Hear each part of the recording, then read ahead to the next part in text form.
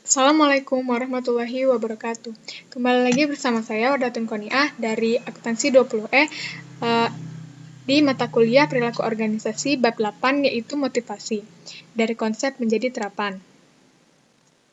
Ada model karakteristik pekerjaan atau job karakteristik model disingkat JCM. JCM ini adalah suatu model yang mengusulkan bahwa suatu pekerjaan dapat digambarkan dalam bentuk 5 dimensi utama pekerjaan, yaitu keahlian yang bervariasi, identitas tugas, signifikan tugas, kemandirian, dan umpan balik. Keahlian yang bervariasi adalah kondisi yang mana suatu pekerjaan memerlukan aktivitas berbeda yang bervariasi, sehingga pekerja dapat menggunakan keahlian dan bakat yang terspesialisasi. Identitas tugas itu sendiri adalah keadaan di mana suatu pekerjaan memerlukan penyelesaian secara keseluruhan dan dapat mengidentifikasikan hasil kerja. Nah, signifikan tugas adalah keadaan di mana suatu pekerjaan memengaruhi kehidupan atau pekerjaan orang lain. Kemandirian atau autonomi adalah keadaan di mana suatu pekerjaan memberikan kebebasan yang cukup besar dan keleluasaan kepada individu dalam menjadwalkan pekerjaan dan dalam menetapkan prosedur yang akan digunakan untuk melaksanakannya. Dan yang terakhir adalah umpan balik atau feedback, adalah keadaan di mana pelaksanaan aktivitas kerja menghasilkan informasi secara langsung dan jelas tentang kinerja Anda sendiri.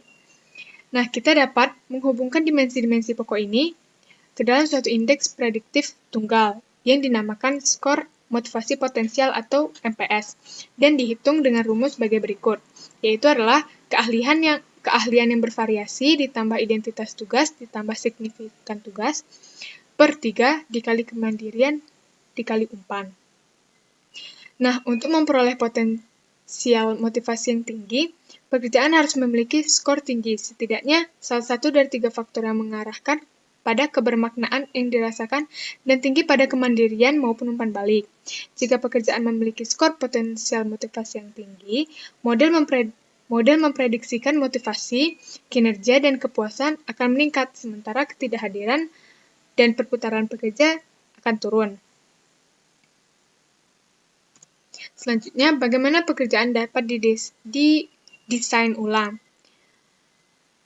JCM menempatkan pekerjaan ke dalam beberapa praktik agar lebih termotivasi. Yang pertama adalah rotasi pekerjaan. Rotasi pekerjaan itu sendiri adalah pergeseran pekerja secara berkala dari satu tugas ke tugas lainnya. Banyak perusahaan manufaktur telah mengadopsi rotasi pekerjaan sebagai suatu sarana untuk meningkatkan fleksibilitas dan menghindari pemecatan. Nah, kelebihan dari rotasi pekerjaan ini sendiri adalah mengurangi kebosanan, meningkatkan motivasi, dan membantu para pekerja memahami dengan lebih baik bagaimana pekerjaan mereka memberikan kontribusi bagi organisasi. Sedangkan kelemahan dari rotasi pekerjaan itu sendiri adalah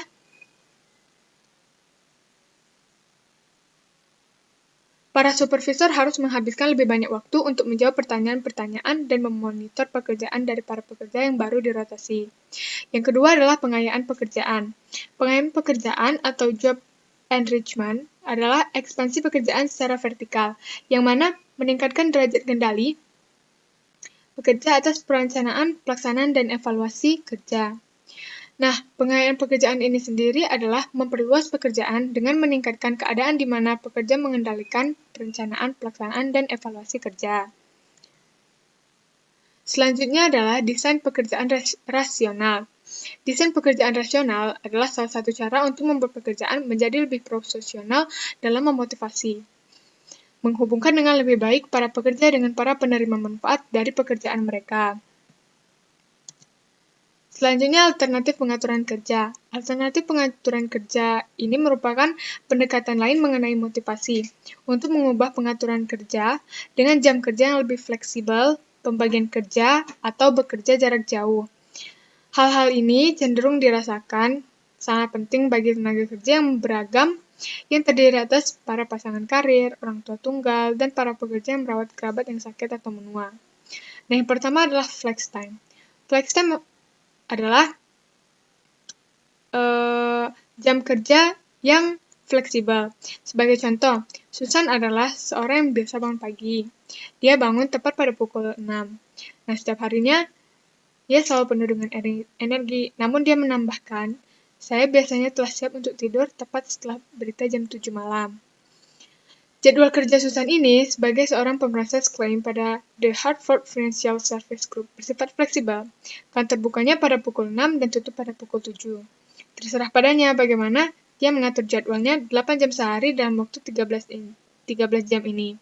Oleh karena itu, Susan terbiasa bangun pagi dan dia juga memiliki seorang anak laki-laki yang berumur 7 tahun yang pulang dari sekolah pada pukul 3. Setiap harinya, dia memilih untuk bekerja pada pukul 6 hingga pukul 3. Jam kerja saya sangat sempurna. Saya berada di tempat kerja ketika saya secara mental sangat waspada dan saya dapat pulang ke rumah untuk merawat anak laki-laki saya setelah dia pulang dari sekolah. Jadwal Susan ini adalah salah satu contoh dari flex time, yaitu pekerja harus bekerja pada sejumlah jam tertentu per minggu, tetapi bebas untuk melakukan variasi atas jam kerja mereka di dalam suatu batasan tertentu. Yang kedua adalah pembagian kerja. Pembagian kerja ini merupakan suatu pengaturan yang memungkinkan dua individu atau lebih untuk membagi pekerjaan yang memiliki jam kerja tradisional 40 jam dalam satu minggu. Dan terakhir adalah bekerja jarak jauh. Bekerja jarak jauh atau telecommunicating bekerja dari rumah sedikitnya 2 hari dalam seminggu dengan menggunakan komputer yang terhubung dengan kantor perusahaan. Selanjutnya ada konteks sosial dan fisik dari kerja. Aspek sosial dan konteks kerja sama pentingnya dengan fitur desain pekerjaan lainnya. Fitur desain pekerjaan lainnya ini adalah meliputi saling ketergantungan, dukungan sosial, dan interaksi dengan orang lain di luar pekerjaan. Pendekatan lain selanjutnya adalah keterlibatan pekerja. Keterlibatan pekerja atau employee involvement adalah suatu proses partisipatif yang menggunakan input yaitu para pekerja dan dimaksudkan untuk meningkatkan komitmen pekerja kepada kesuksesan organisasi. Logikanya adalah bahwa apabila kita melibatkan para pekerja dalam keputusan yang memengaruhi mereka dan meningkatkan kemandirian serta mengendalikan kehidupan kerja mereka akan menjadi lebih termotivasi, lebih berkomitmen pada organisasi, lebih produktif, dan lebih terpuaskan dengan pekerjaan mereka. Manfaat ini tidak hanya berlaku di individu saja, namun juga pada tim. Maka moral dan kinerja mereka akan meningkat. Nah, contoh-contoh program keterlibatan kerja, yang pertama adalah manajemen partisipatif. Manajemen partisipatif atau participative management adalah suatu proses yang mana para bawahan berbagi derajat kekuasaan pengambilan keputusan yang signifikan dengan para atasan langsung. Umumnya, pada seluruh program manajemen partisipatif adalah pengambilan keputusan bersama. Manajemen partisipatif kadang diperkenalkan sebagai sebuah solusi atas moral yang buruk dan produktivitas yang rendah. Selanjutnya, partisipasi representatif. Partisipasi representatif adalah suatu sistem yang mana para pekerja berperan serta dalam pengambilan keputusan organisasi melalui sekelompok kecil representatif pekerja.